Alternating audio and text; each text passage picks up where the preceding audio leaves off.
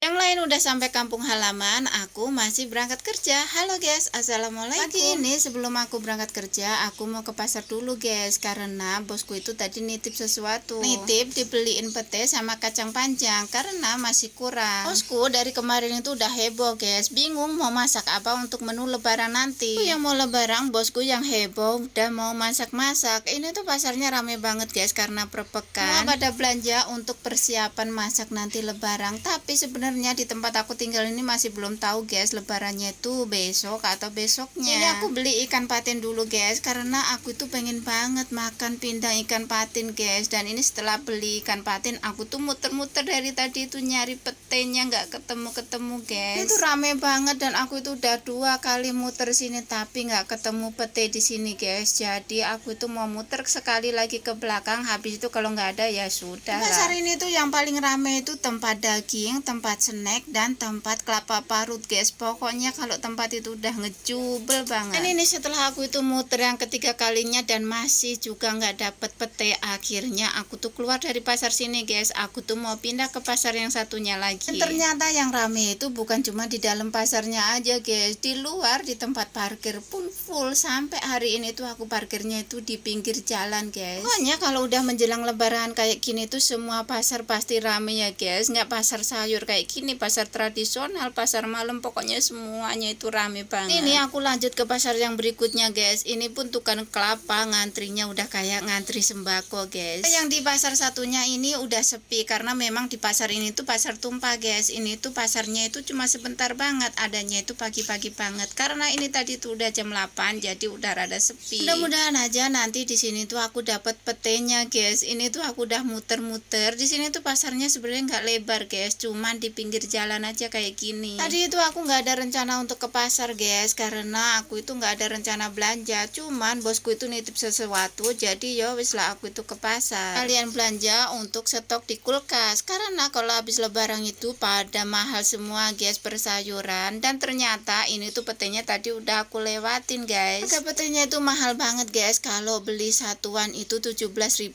tapi kalau beli dua itu 30.000. Ini setelah aku itu dapat pete sama kacang panjangnya, aku langsung mau jalan pulang guys karena udah siang.